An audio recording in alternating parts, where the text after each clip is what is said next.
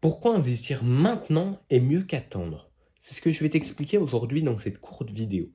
Investir maintenant fait en sorte que tu n'aies plus déjà la charge mentale de te dire quand est-ce que j'investis. Investir maintenant, je rappelle, c'est pas un conseil en investissement, mes vidéos. Mais investir maintenant te permet de te dire, eh ben, ça sort de ma tête, je n'investis plus, ou bien je réinvestis. Mais investir pour la première fois, si tu le fais maintenant, aujourd'hui, demain, après-demain, ça te permet déjà d'être sur le marché.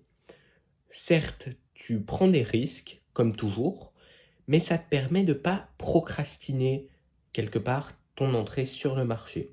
Alors, pourquoi c'est mieux que d'attendre? Parce que historiquement, en fait, timer le marché, c'est pas faisable. On peut se dire on achète sur une baisse, mais on ne sait pas quand est la baisse. Donc une baisse sera plutôt considérée comme une opportunité de réinvestissement et pas comme une opportunité d'investissement. Je vais donner un exemple. Disons que le S&P, si tu ne sais pas ce que c'est, je t'invite à regarder une des anciennes vidéos où j'explique tout ça sur les ETF. Si le S&P a une baisse, ça pourra te permettre d'acheter en bas et potentiellement de revendre en haut ou de conserver tes investissements qui auront fait une plus-value. C'est vraiment quelque chose qu'il faut se dire, je me mets sur le marché, je n'ai plus ça en tête, c'est de la charge mentale en moins, de l'analyse en moins. Alors c'est vrai que si on fait action par action, il est préférable d'acheter à un prix bas. Mais ça n'empêche qu'on ne sait pas quand est-ce que le prix est bas et quand est-ce que le prix est haut. Personnellement, j'ai des petits exemples où j'ai pu acheter bas. C'était sur Alphabet, donc Google. Meta, je voulais, je ne l'ai pas fait et j'ai quand même fini par le faire. Et Microsoft. Il me semble que c'est les trois où j'ai vraiment acheté dans des creux. Je vais commencer par Alphabet. J'ai acheté à peu près 100 dollars en fait. 97, 97, 100 dollars. Ce qui m'a permis d'avoir un très bon prix d'achat. L'action est actuellement à près de 200 dollars. Donc pour dire que j'ai vraiment gagné beaucoup dessus. Euh, le marché était bien monté et moi j'avais des convictions sur ces sociétés qui engendraient moins de revenus, mais je me dis que sur le long terme, ces sociétés vont continuer à gérer du cash, tout comme Microsoft.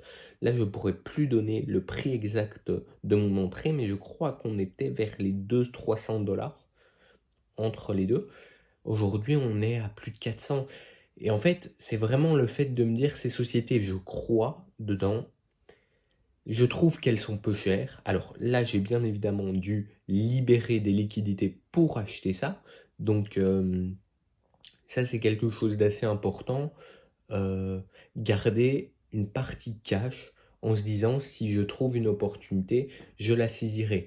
Mais vous dites pas ça pour votre premier investissement, sinon vous risquez de ne jamais entrer par peur de pas acheter au plus bas. C'était pas au plus bas que j'achetais, c'était durant une petite baisse et c'est ce que je fais encore parfois avec le S&P quand il commence à baisser via certains indicateurs. D'ailleurs, n'hésite pas à t'abonner parce que je fais des shorts là-dessus quand j'investis personnellement.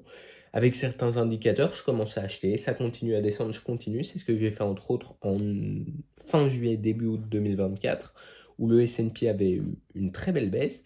Et donc, sur les quelques semaines qui ont suivi, j'ai eu de la légère perte, enfin, sur peut-être les 2 semaines qui ont suivi, et puis c'est vraiment bien remonté, et j'étais content, c'était ce que j'avais prévu.